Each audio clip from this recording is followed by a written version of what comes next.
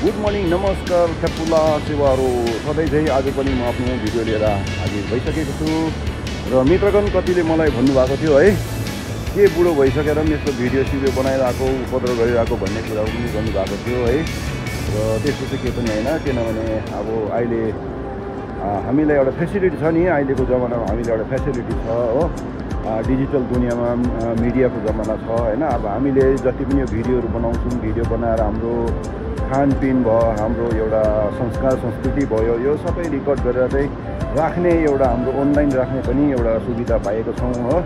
त्यसले गर्दा यस डिजिटल दुनियाँलाई, यस डिजिटल दुनियाँको यस डिजिटल प्लेटफर्मको हामीले युज गरेर हाम्रो पनि एउटा सानो चिनारी रहोस्, हाम्रो पहिचान रहोस् भनेर बनाएको मात्रै हो। आज जस्तै अब तपाईँहरूले चिन्नुभयो, हामीले हाम्रो बाजे बोजूलाई त हेर्नु पायौँ हो। तपाईँहरूले अगर तपाईँहरूले हेर्नु पाउनुभयो भने तपाईँहरू लक्की हुनुहुन्छ, भाग्यशाली हुनुहुन्छ है। अब हामीले त हाम्रो बाजे बोजू पनि हेर्नु पायौँ होइन। त्यसले गर्दा अब कमसेकम अब मैले यसरी भिडियो बनाएर हामीले भिडियो बनाएर राखेको छौँ भने हाम्रो आउने भावी सन्तानहरूले त हाम्रो नाति कति पिँढीसम्म पनि हेर्नु पाउँछ नि त होइन। त्यसले गर्दा मैले भिडियो बनाएको हो। र हेर्नुहोस्, र यहाँ भिडियो किन नबनाउने, कन्टिन्यू बनाउनु नि अन्त भन्ने पनि कुरा आउँदै थियो होइन। तर भिडियो चाहिँ कन्टिन्यू किन नबनाएको भन्दाखेरि त्यही हो, अब म भिडियो बनाएर नाम कमाउँ होइन, पैसा कमाउँ भन्ने चिज होइन। र भिडियो बनाएर चाहिँ हाम्रो पनि एउटा रेकर्ड होस्, फ्युचरमा कसैले हाम्रो पनि भिडियो देखोस् भन्ने चिज भनेर आफ्नो सन्तानहरूले, हाम्रो उत्तराधिकारीहरूले हेरोस् भन्ने एउटा भनाइ मात्रै हो, त्यो एउटा विचार मात्रै हो।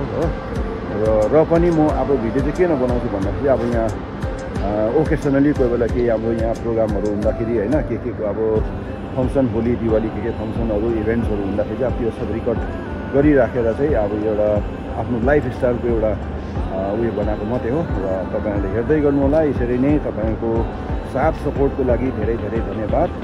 र आजको दिन चाहिँ 2025को दिवालीको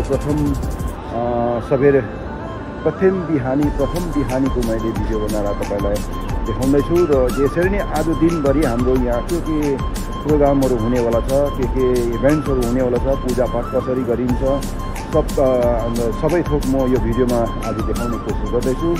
र यति भन्दै आजको मेरो ब्लग यति नै समाप्त गर्न चाहन्छु। र आजको दिनमा बेलुका अब दिनभरि हामी आफ्नो साफसफाइ यताउति गर्नेको बादमा होइन, बेलुकाखेरि चाहिँ गएर मन्दिरमा हामी पूजापाठ पनि गर्नेछौँ। र पूजापाठ गरिसकेपछि बेलुका फेरि कति 6-7 बजे बेलुका भइसकेपछि फेरि क्र्याकर सो हुनेवाला छ यहाँ हर साल होइन। हजुर पिछले साल पनि मैले एउटा भिडियो बनाएर हालेको थिएँ। त्यसरी नै त्यो क्र्याकर सो पटेकाहरू पड्काएर चाहिँ कसरी मनोरञ्जन गर्छ त्यसको पनि एउटा यहाँ कार्यक्रम छ। त्यो बेलुका म तपाईँलाई त्यो पनि देखाउनेवाला छु।